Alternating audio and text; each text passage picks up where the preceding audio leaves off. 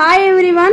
నాకు ఎందుకో ఫస్ట్ నుండే స్వీట్ అంటే కొంచెం తక్కువ ఇష్టం అండి. అసలు స్వీట్ని అయితే అస్సలు ఇష్టపడను. నాకు ఎందుకో ఫస్ట్ నుండి నచ్చదు.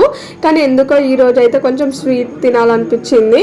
అందుకోసం అయితే ఇక ఎప్పుడు మనకు నార్మల్గా ఇంట్లో సేమియా అయితే ఎప్పటికీ ఉంటుంది కదా, అందుకోసం ఇక సేమియా ఉంది అని అయితే చేసేసుకున్నాను. ఇక మండే వచ్చేసి ఎలాగో ఫాస్టింగ్ కాబట్టి నేను ఈవినింగే తింటాను. ఇక సేమియా అయితే చేసుకొని తినొచ్చు కదా అనేసి అయితే సేమియా అయితే చేసుకున్నాను. ఇక ఒక సైడ్ అయితే ఒక గిన్నెలో సేమియా తీసేసుకున్నాను. ఇంకో సైడ్ అయితే పాలు అయితే మసలు పెట్టేసుకున్నాను. ఎంత పాలు మసిలితే సేమియాకి అంత టేస్టీ ఉంటుందండి, చాలా బాగుంటుంది.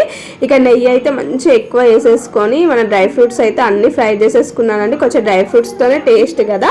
ఇక ఒక కప్పు సేమియా తీసుకున్నాను కదా, ఆ కప్పు సేమియా కూడా ఈ నెయ్యిలో అయితే మొత్తం అయితే ఫ్రై చేసేసుకున్నాను. సేమియా మాత్రం చాలా అంటే చాలా బాగా వచ్చిందండి. కొంచెం ఇష్టంతో చేసుకుంటాం కదా, చాలా బాగుంటుంది. ఇక మంచి గోల్డెన్ కలర్ వచ్చే వరకు అయితే సేమియాని అయితే ఫ్రై చేసేసుకున్నాను. పక్కకైతే వేడి నీళ్ళు అయితే పెట్టేసుకున్నాను. కొంచెం వెయిట్ చేసి పోస్తే ఏమవుతుంది అంటే ముద్ద కాకుండా మనకు విడివిడిగా చాలా మంచిగా వస్తుందండి. ఇక కొంచెం గోల్డెన్ కలర్ వచ్చేసినాక అయితే పక్కన పెట్టేసుకున్న వేడి వాటర్ అయితే ఈ సేమియాలకు అయితే వేసేసుకొని మంచిగా పొంగొచ్చే వరకు అయితే మసలించుకున్నాను. ఇలా పొంగొచ్చే వరకు మసలించుకుంటే చూసారా ఎంత విడిగా వచ్చేసిందో.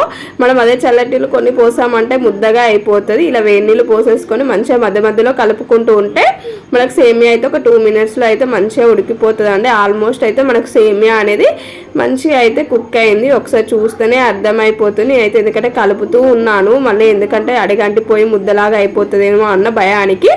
తర్వాత మనకు కొంచెం ఉడికింది అన్నాకనైతే నేను కప్పుతో అది ఎంత సేమియా తీసుకున్నాను అదే కప్పుతో సగము నేనైతే చక్కెర అయితే తీసుకున్నాను. చక్కెర తీసేసుకొని కూడా ఇంకో 2 minutes అయితే మంచి ఉడికించుకున్నాను.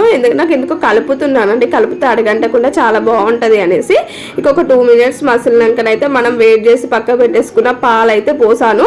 ఇక అసలు ఇట్లా చేసుకుంటే అస్సలు గట్టి పడదండి. మనం ఎంతసేపు ఉంచుకున్నా అంతసేపటి రాక అదే మంచిగా ఉంటుంది. చూసారా పాలు ఇట్లా మసిలినా కానీ మనకైతే ముద్దలాగా కాలేదు.